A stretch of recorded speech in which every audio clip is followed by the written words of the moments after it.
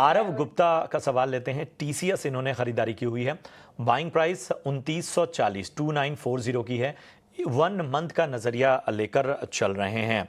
तो कुणाल, 1 महीने का ही नजरिया है, तो मुझे आपके पास ही आना होगा। बताइए क्या करना चाहिए टीसीएस में।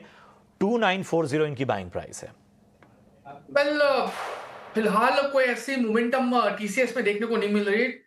2994 या 2990 के अराउंड तो उनकी खरीदारी है। 2888 अभी ट्रेड हो रहा है, पर यहाँ से फर्दर गिरावट भी स्टॉक में हमें देखने को मिल सकती है, क्योंकि स्टॉक ने already breakdown monthly and weekly and daily chart पे दे दिया है। तो यहाँ से फर्दर गिरावट भी हमें स्टॉक में देखने को मिल सकती है। और H1B वीजा को लेके जो इम्पैक्ट आने वाले हैं वो ऑलरेडी आ चुके हैं, लेकिन ओवरऑल देखने जाए तो टेक्निकली और भी डाउनसाइड की मोमेंटम हमें स्टॉक में देखने को मिल सकते हैं। 2700 तक के लेवल है जो स्टॉक हमें दिखा सकता है। सो जो व्यू है फिलहाल एग्जिट करके चलने का ही है। अगर 2700 के लेवल आता है तो फिर वहां पे आप नई पोजीशन बना के जा सकते हो।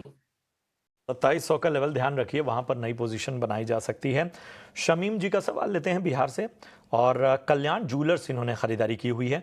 514 के भाव पे इनकी बाइंग प्राइस है। फिलहाल 7500 का नुकसान यहां पर झेल रहे हैं और लॉस में है। पूछ रहे हैं कि क्या करना चाहिए, बने रहें या निकल जाएं। कुणाल बताएं। कल्याण ज्वेलर्स की बात करें, फिलहाल तो जिस हिसाब से स्टॉक ट्रेड हो रहा है, जो मोमेंटम फिलहाल कल्याण ज्वेलर्स में हमें देखने को मिल रही है, व्यू कल्याण ज्वेलर्स को लेकर फिलहाल नेगेटिव साइड का ही है। आज के दिन में 100 डेज मूविंग एवरेज के नीचे स्टॉक ने अपनी जो मोमेंटम है वो स्टार्ट की है। प्रेशर लेवल से स्टॉक 398 तक के लेवल दिखा सकता है, और वो अगर ब्रेक हुआ तो फिर 345 तक के भी लेवल ये स्टॉक हमें दिखा सकता है। ओवरऑल जो व्यू है नेगेटिव साइड का ही है। एंड जो व्यू है, जो रिकमेंडेशन है, वो प्रेशर लेवल से एक बार एग्जिट करके चलने का है। ठीक है, तो ये है राय आपको मिलती हुई कल्याण ज्वेलर्स पे। श्रीकांत जी का सवाल लेते हैं बड़ौदा गुजरात से। इन्होंने सवाल पूछा है, अडानी टोटल गैस पे राय जानना चाहते हैं। 350 शेयर है इनके पास। 724 के भाव पे इन्होंने खरीदारी की है। दूसरा शेयर जो है वो जियो फाइनेंस का है और 1500 शेयर है 325 के भाव पे। 5 साल होल्ड कर सकते हैं, ऐसा इन्होंने लिखा है।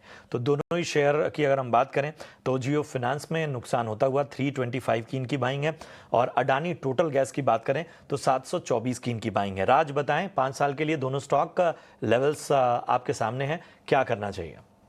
डेफिनेटली अगर 5 इयर्स का व्यू है तो डेफिनेटली उनको होल्ड ही करना चाहिए। और जैसे जैसे एक्यूमुलेशन का फेज भी मैं कहना चाहूंगा कि वो एक्यूमुलेट कर सकते हैं। जियो फाइनेंस तो डेफिनेटली वो कर सकते हैं।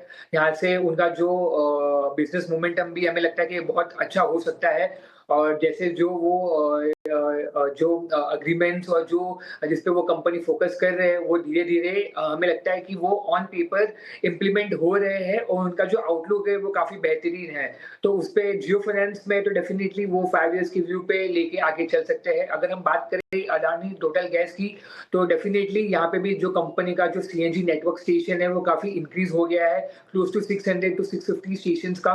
और मैनेजमेंट ने ये बोला है कि जो आगे चल के जो पीएनजी का जो पाइपलाइन है, जो कनेक्शन है, वो भी आगे और इंक्रीज होंगे।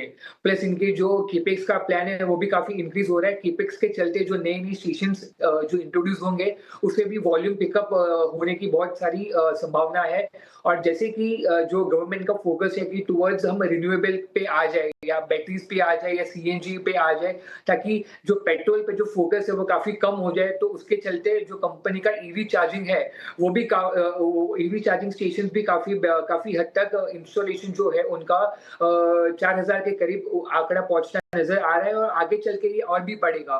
तो जो 5 इयर्स के टाइम होराइजन का जो पीरियड है उन्होंने बहुत ही अच्छा चुना है। और अभी के जो लेवल पे जो उनको जो स्टॉक्स मिल रहे हैं वो काफी रीजनेबल लेवल्स पे है। तो डेफिनेटली अगर 5 इयर्स के होराइजन पे अडानी टोटल गैस और जियो फाइनेंस दोनों ही मैं रिकमेंड करना चाहूंगा।